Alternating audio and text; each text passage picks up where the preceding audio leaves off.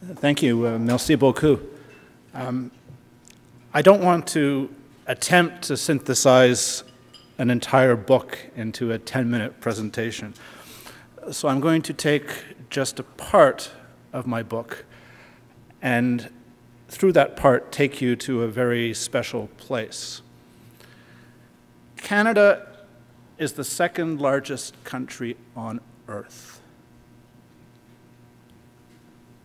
We have the longest coastline of any country. The reason we have the longest coastline is because we have 19,000 Arctic islands. In fact, 40% of this country, the second largest country on Earth, is Arctic. The territory of Nunavut, were it an independent country, would be the 12th largest country on Earth. A vast region. A region of astonishing beauty, of mythology, of history, of culture, that has entered into our national psyche over generations. We have what Glenn Gould famously called an idea of North. Now, the first part of my presentation today is going to be fairly negative. The second portion will be more positive. So let me begin by depressing you now. I first sailed through the Northwest Passage in October 2006 on the Canadian Coast Guard research icebreaker, the Amundsen. We were looking for sea ice. The captain, the crew, the 40 scientists on board were quite confident that we would find some in a place called Bellot Strait. Bellot Strait is 700 kilometers north of the Arctic Circle. It's a fairly narrow passageway. It's a traditional choke point in the Northwest Passage. Historically, even in summer, it would be blocked with 10 or 15 meters of hard multi-year sea ice. We turned the corner into Bellot Strait, and there were gasps of astonishment from the Coast Guard crew, from the scientists on board, because Bellot Strait was free of ice. I've gone back to the Arctic many times since then. In the space of 4 years, I saw a glacier disappear in Ayuktuk National Park on Baffin Island. Ayuktuk is the Inuktitut word for the place that never melts. Well, it's melting. In my lifetime, we have seen 40% of the Arctic sea ice disappear. During the same period, we've added roughly 40% more carbon dioxide to the atmosphere. And if you've ever doubted the reality of climate change, go north. It is absolutely astonishing. We own it in this country because of our Arctic and because of major sources of carbon dioxide like the tar sands of Alberta. We also have other environmental problems in the Arctic. Inuit women are advised not to breastfeed their babies because of the high concentrations of toxins in their blood, persistent organic pollutants that are carried from industrial parts of the world to the Arctic by a process of condensation and distillation called the grasshopper effect. There are other serious problems. From an economic perspective, there's almost no private sector wage employment in Nunavut. There are lots of government jobs, but most Indigenous peoples in the north are not qualified for those jobs.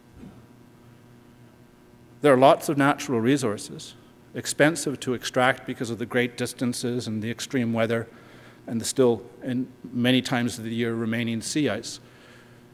There are at least $1 trillion worth of oil and gas in Canada's high Arctic and the Queen Elizabeth Islands. We know that because of exploration in the 1970s and 1980s.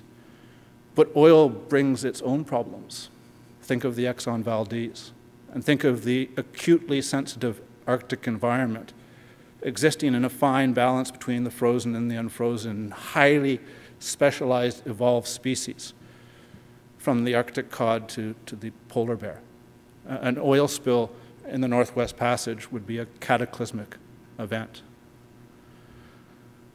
There are diamonds, there is gold. The largest, richest deposit of iron ore is in northern Baffin Island at Mary River. And these are now being developed with significant challenges and risks. The people, well, I've already mentioned the lack of qualification for many jobs. The graduation rate among Inuit children from high school is only 25%. The suicide rate is 11 times the national average. 40% of the Inuit have diabetes. Tuberculosis is endemic. There's a massive housing crisis, 15, 20 people sharing a small house. Totally normal in Nunavut. There are political challenges. At an international level, well, we have the history of the Cold War. The Arctic was on the front lines of the Cold War. I remember during my childhood on the plains of Saskatchewan watching B-52 bombers fly from North Dakota up to Canada's high Arctic to circle on standby, waiting for the signal to go in and drop their nuclear bombs on the Soviet Union. Canada's Arctic was in the middle of that, and we have problems still to deal with in improving the relationship and stabilizing the relationship with Russia. We have a couple of major disputes with the United States over the status of the Northwest Passage, over the boundary in the Beaufort Sea.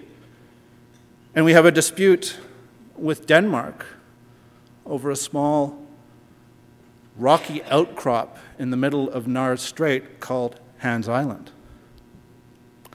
So, now for the good news. Every time that Canadian soldiers visit Hans Island, they find a bottle of Danish schnapps that has been stored in the rock cairn below the flagpole. So they remove the Danish flag, they drink the schnapps, and they replace it with a bottle of Canadian whiskey. And when the Danish come, they do the same thing. In reverse, it's called, there's a technical term, it's called bottle diplomacy. There is, in fact, a lot of goodwill and a lot of cooperation among countries in the Arctic. Back in the 1980s, Canadian and Russian and American diplomats negotiated the United Nations Convention on the Law of the Sea and put provisions in there dealing with the regulation of shipping in ice-covered waters, dealing with the delineation of the outer limit of countries' continental shelves. We're using those provisions today.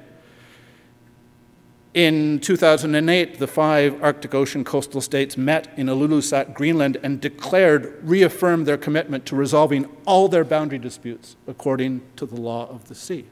And we're doing that. We're negotiating, Canada, with the Americans about the boundary in the Beaufort Sea right now. We're negotiating with the Danes about a boundary in the Lincoln Sea north of Ellesmere Island in Greenland. We're working with the Russians, sharing our science, working to come to an agreement about possible overlapping claims in the central Arctic Ocean. 2 years ago, we concluded a multilateral search and rescue treaty for the Arctic.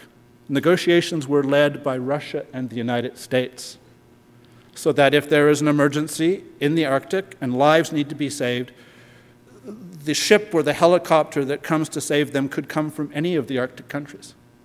It's easy to agree on saving lives, human life. It's a great place to start. Right now, we're in the final stages of negotiating a treaty on oil spill preparedness and response, again, between Russia and 4 NATO states. And as a part of the larger picture, the Obama administration has spent the last more than 4 years seeking to, quote, reset the relationship with Russia. And we're part of that. So good news at the political level. In terms of the people of the North, they have produced some remarkable leaders. I've had the great privilege of working with people like Mary Simon and Sheila Watt Cloutier. incredible leaders who we should celebrate. John Amugawalek, the so-called father of Nunavut. Remarkable people. We need to lift them up even more so in the national eye. Think of the incredible art and culture. Think of Inuit carvings, Inuit prints, which are sold at enormous prices, not just in Toronto and Montreal and Vancouver, but in New York, and Paris and Beijing. We have internationally known artists from the Arctic. And we have phenomenal young people. There's an organization called Students on Ice that takes 70 or 80 young people, high school students from around the world to the Arctic each year. I've had the privilege of going with them, and they always make sure that roughly 20–25% of those young people are First Nations or Inuit. And I've met these people, and they are extraordinary. In terms of the economy, there are developments now taking place in partnership with Inuit-led governments to develop, for instance, that iron ore mine at Mary River, to ensure that there are jobs that go to Indigenous peoples. There's the internet, which is reducing the handicap of distance, of geography. And there's ecotourism, some of the most beautiful places on earth. This is Ayuktuk National Park on the screen. That is my son. Once in your life, you have to go there. From an environmental perspective, there are some good stories. I will tell you just two. The first is that with leadership from the Inuit Circumpolar Council and Shilawak Cloutier, the countries of the world, roughly 5 years ago, concluded the Stockholm Convention on Persistent Organic Pollutants to stop those toxins that were going to the Arctic, that were showing up in the blood of Inuit women. And I'm pleased to report that that convention is not only enforced, but it has been ratified by very important producers of these chemicals like China and the United States and Russia. And they have banned some of the worst of these pollutants, and we're starting to see the beginnings of a reduction of their presence in the environment. The Stockholm Convention. Remember that word. And the final thing I will close with concerns one of my favorite animals, the bowhead whale. Bowheads are extraordinary. Not only are they very large, think 25, 30 meters long, roughly half of their length is made up of their head. They have these big sieves that they use to feed with, feeding on plankton of various kinds. They're gentle giants. They're friendly. They're intelligent, benign, and they will let human beings come extraordinarily close to them. And for that reason, they were easy prey for whalers. 180 years ago, the bowhead whale was almost exterminated as a species, including by whalers operating in Canada's north. We almost lost the bowhead. And now when I go to the Arctic, I always see bowheads. They come round the ships. It's as if they're greeting us to their home. And they fluke, they raise their tails almost in a salute. I think sometimes especially in a salute to the young people who I often travel with. And the reason that the bowheads are back is because the countries of the world agreed to stop commercial whaling, to allow these species to reproduce, to live, to grow in numbers. And it creates an incredibly positive dynamic. I remember being on board an ice-strengthened ship in Cumberland Sound with an Inuit elder who had lived his whole life in the Arctic. And I found him with tears streaming down his face because he had just seen his first bowhead. He said, my ancestors lived with these whales. They ate these whales. They lived in harmony. This was our food source. This was our culture. And my whole life, for 60 years, I've never seen one, and now they're back. So think of that when you think about the challenge of climate change. which is the challenge of our century. It's a very depressing subject, and Canada's in the middle of it, and quite frankly, we're not doing our part. Nowhere close to doing our part. But there is a part to be played, and there are opportunities for success. So when you think of this country, don't be shy to think that we are, in fact, the second largest country on earth. Thank you.